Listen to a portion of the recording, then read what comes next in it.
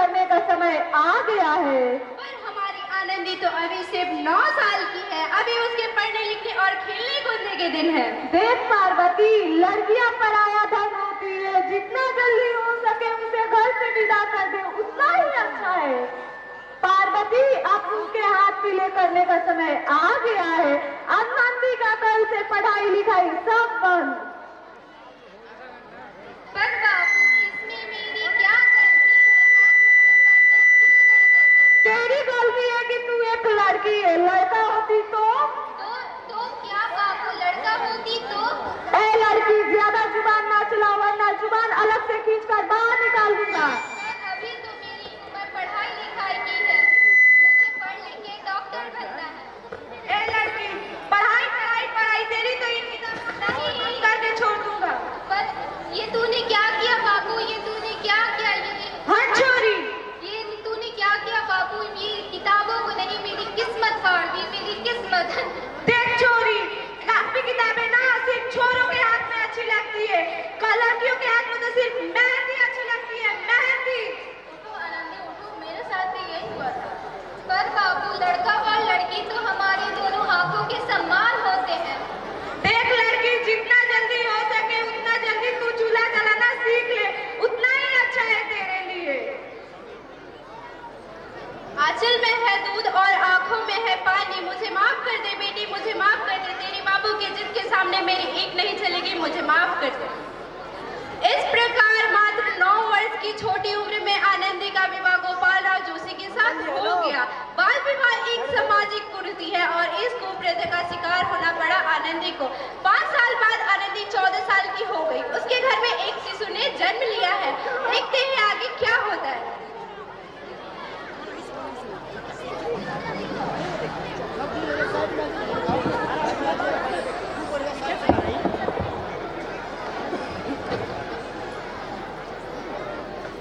हो देखिए नहीं से क्या हो गया है।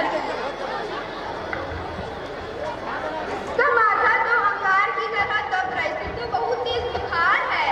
आप दीदी, आप ही कुछ भी बोलते हैं। माधव, माधव जी, अभी आया। जाओ जल्दी से बेट को बुला के लेके आओ। अभी बुला के लाता हूँ।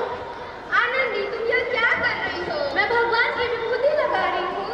बस कर आनंदी, बस, यह सब अंधविश्वास है। नहीं देखिए, माथा, भगवान की कृपा से इसका माथा ठंडा हो रहा है और बुखार भी उतर गया है। दीजिए मुझे।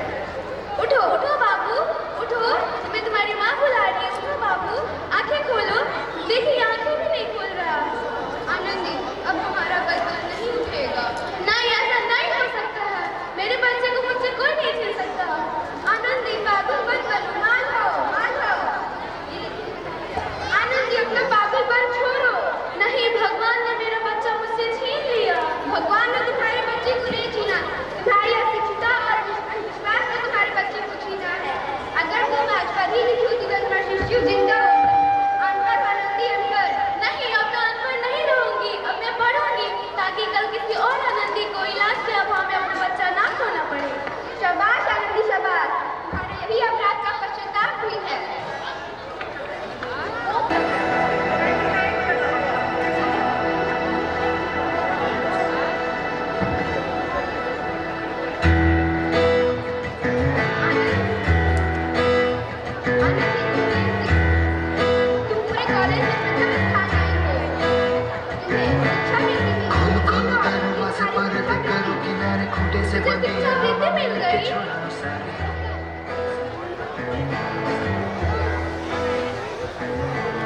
आजाओ पतंग लेके अपने ही रंग लेके। ये आनंदी तुम्हारी मुझे का जाने की कर।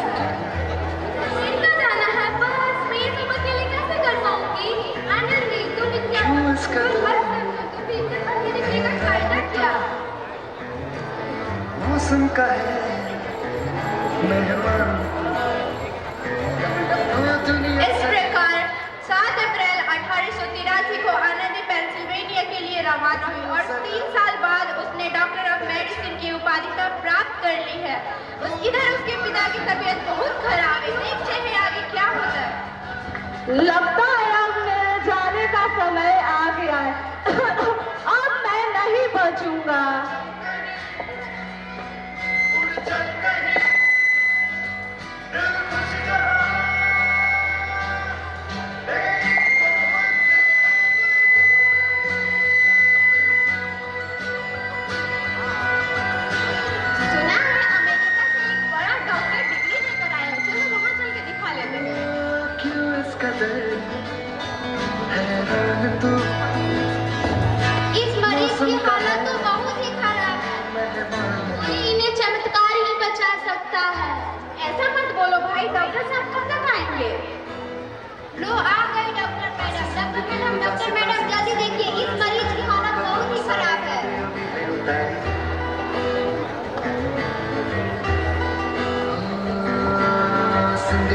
आशा मीठी मीठी सी है, आशा चकले रख ले, हथेली से ढक ले इसे।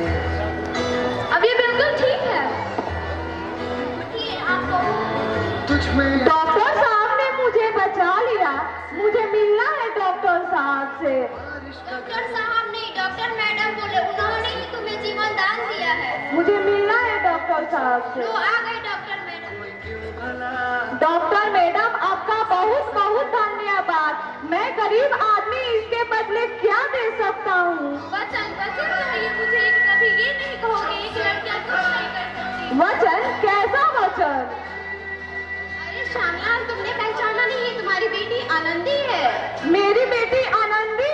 डॉक्टर जी बापू, वही आनंदी जिसके लिए बचपन में तुम्हें दूल्हा के अलावा कुछ नहीं सोचा था। मुझे माफ कर दे बेटी, मुझे माफ कर दे। नहीं बड़े बापू, उसकी सारी जिंदगी काला कर देना चाहते थे। मुझे माफ कर दे बेटी, मुझे माफ कर दे। मैं तेरा बहुत बड़ा गुनहगार हूँ बेटी, मुझे माफ कर दे। नहीं नहीं बापू, आप ही ने तो कहा था किताबें तो सिर्फ बेटों के हाथ में अच्छी लगती है, बेटियों के हाथ में तो सिर्फ मेहंदी अच्छी लगती है। बापू, बेटी बेटी में बेटो बेटी में फर्क करना तो दोनों आंखों में फर्क करने के समान होता है। एक का पढ़ना दूसरे का ना पढ़ना सामाजिक अंधकार है बापू, सामाजिक अंधकार। उपकार मांगता हूँ तुझ जैसी बेटी को, जिसने सारी उम्र मुझसे कुछ ना मांगा, मांगा तो सिर्फ बराबरी का दर्जा, बराबरी का दर्जा। मुझे माफ कर दे बेटी, मुझे माफ कर दे। सच तो कहूँ कि इसके माफी के लायक भी ना हूँ बेटी, माफ कर दे, माफ कर दे मुझे। उठो बापू, उठो।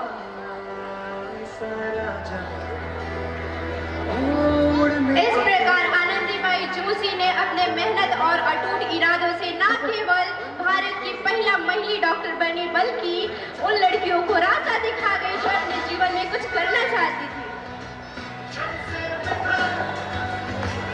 चलो चलो।